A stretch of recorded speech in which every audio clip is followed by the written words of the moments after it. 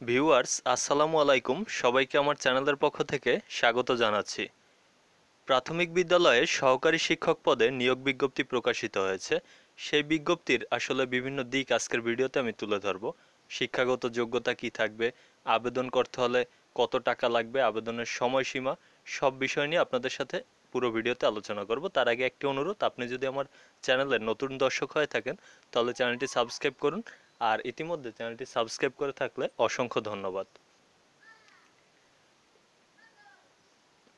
প্রাথমিক ও গণশিক্ষা মন্ত্রণালয়ের ওয়েবসাইট থেকে পাওয়া এই বিজ্ঞপ্তিটি এমন যে প্রাথমিক শিক্ষা অধিদপ্তরাধীন সরকারি প্রাথমিক বিদ্যালয়ে রাজস্ব খাতভুক্ত সহকারী শিক্ষকের শূন্য পদে এবং জাতীয়করণকৃত সরকারি প্রাথমিক বিদ্যালয় পিইডি ৪-এর আওতায় প্রাক প্রাথমিক শ্রেণীর জন্য রাজস্ব খাতে সৃষ্ট সহকারী শিক্ষক পদে জাতীয় বেতন স্কেল ২০১৫-এর ১৩তম গ্রেডে অস্থায়ীভাবে নিয়োগের জন্য বাংলাদেশের প্রকৃত নাগরিকদের নিকট থেকে পার্বত্য ৩ জেলা রাঙামাটি, খাগড়াছড়ি, বান্দরবান ব্যতীত শর্ত অনুযায়ী দরখাস্ত আহ্বান করা যাচ্ছে। অর্থাৎ মূল যে বিষয়, পার্বত্য ৩ জেলা বাদে সকল জেলার প্রার্থীরা আবেদন করতে পারবেন।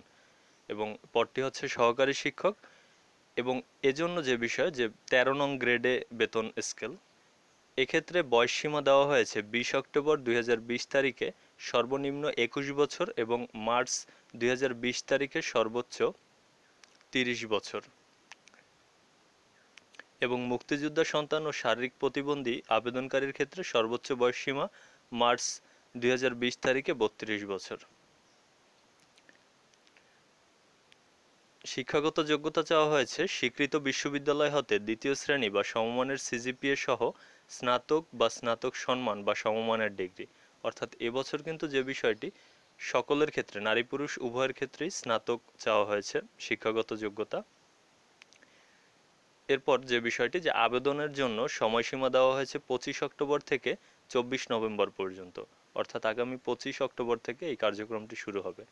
আবেদন পদ্ধতি হচ্ছে অনলাইন, এবং এক্ষেত্রে যে ওয়েবসাইটটি ব্যবহার হবে dpe.teletalk.com.bd, এই ওয়েবসাইটে গিয়ে অ্যাপ্লিকেশন ফর্মটি পূরণ করতে হবে এবং সেই অ্যাপ্লিসিয়েন্ট কপিটি সংগ্রহ করে রাখতে হবে। আপনার এই কাজটি আপনি মোবাইল ফোন বা ল্যাপটপ থেকে করতে পারেন, অথবা নিকটস্থ কোনো কম্পিউটারের দোকান থেকেও আপনি করতে পারবেন আবেদন।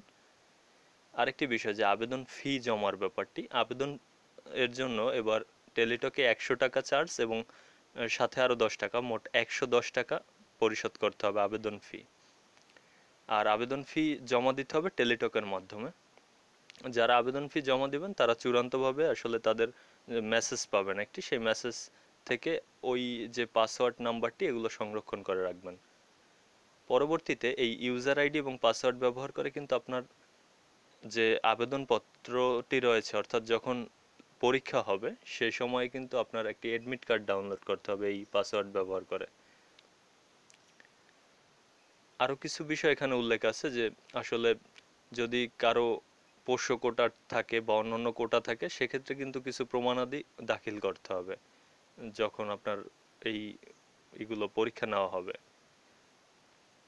তাছাড়া এই বিজ্ঞপ্তির মধ্যে লিখিত পরীক্ষা এবং মৌখিক পরীক্ষার সময় কি কি কাগজপত্র লাগবে সেই বিষয়গুলো রয়েছে। আপনি চাইলে বিজ্ঞপ্তিটি dpe.gov.bd এই ওয়েবসাইট থেকেও ডাউনলোড করে নিতে পারেন, অথবা যে ওয়েবসাইট থেকে আবেদন করতে হবে যে dpe.teletalk.com.bd, সেখান থেকেও আপনি চাইলে বিজ্ঞপ্তিটি পুরোপুরি ডাউনলোড করে নিয়ে পড়তে পারেন। তো আজকের ভিডিও এই পর্যন্তই। আমার চ্যানেলের সকল ভিডিওগুলো পেতে হলে চ্যানেলটি সাবস্ক্রাইব করুন, আর এই ভিডিওটি ভালো লেগে থাকলে লাইক, কমেন্ট এবং শেয়ার করুন। ধন্যবাদ সবাইকে।